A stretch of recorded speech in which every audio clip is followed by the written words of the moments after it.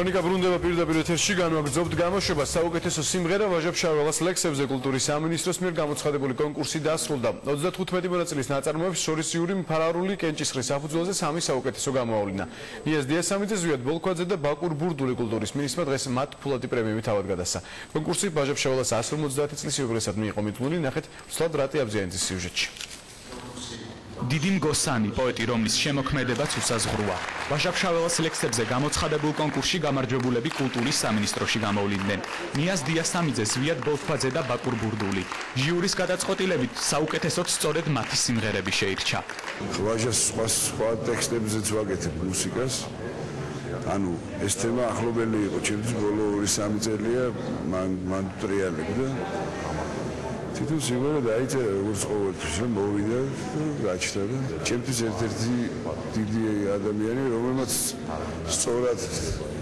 აგვიხსნა, სწორად დაგვიტოვა საფიქრალი ჩვენ ქვეყანაზე. კონკურსი კულტურის სამინისტროს მიერ 1 აპრილს გამოცხადდა, მაშინ მონაწილეობა 35-მა ხელოვანმა მიიღო. ჟიურისთვის კონკურსანტების ვინაობა გასაიდუმლოებული იყო. პროექტი ვაჟა-ფშაველას შემოქმედების პოპულარიზაციას ემსახურება. მე ძალიან მიხარია რომ ახალგაზრდებმა გაიმარჯვეს განა იმიტომ რომ დღეს მათ შანსი უნდა მივცეთ ძალიან ცოტას წერენ და ამიტომ კულტურის სამინისტრო ყველაფერს გააკეთებს საერთოდ შეიძლება ყოველ წელს რაღაცა კონკურსი გამოცხადდეს რომ ვაიძულოთ ახალგაზრდები რომ წერონ მაგრამ წერონ კარგ მასალაზე, კარგ ლექსზე. თვითონ ის ჟანრობრივი მრავალფეროვნება, მიმდინარეობები, რომლებიც იყო წარმოდგენილი გამარჯვებულ კომპოზიციებს შორის, იძლევა იმის თქმის საშუალებას ალბათ დავარაუდს, რომ გახდება ძალიან პოპულარული ეს სიმღერები და ჩვენთვის რა თქმა უნდა არის ძალიან დიდი პატივი. როდესაც გამარჯვებულებს და ვთვლი რომ ესეთი ინიციატივები ვაბრუნებთ ჩვენ საფუძვლებთან, ჩვენს ფესვებთან, ჩვენს ვინაობასთან და ეს ყველაფერი დროულია და საჭიროა.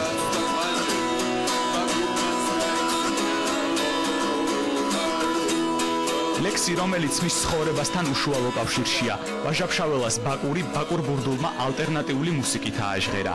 ვაჟას ამ ლექსის საპატივცემლოდ ბაკური დამარქვა სახელი ბაკური. და ამის მერე ძალიან ბევრი წელი გავიდა. და როცა გამოცხადდა ეს კონკურსი, რაღაც ძალიან გულთან ახლოს მომხვდა და ძალიან მომინდა, რომ რაღაც კონკურსში გამარჯვება კი არა, კარგი სიმღერის გაკეთება, რაც ყველაზე მთავარია და ვიმუშავე რაღაც პერიოდი მართლა მთელი გულით და სულით, როგორც შემელო და გამოვიდა ეს სიმღერა. წუთი სოფელი კიდევაც ვნახავ გაზაფხულს და ბაკური. ამ ლექსებზე დაწერილი ქართველი მუსიკოსების სიმღერების სტუდია ბრავო რეკორდში ჩაიწერება და მუსიკალურ დისკად გამოიცემა.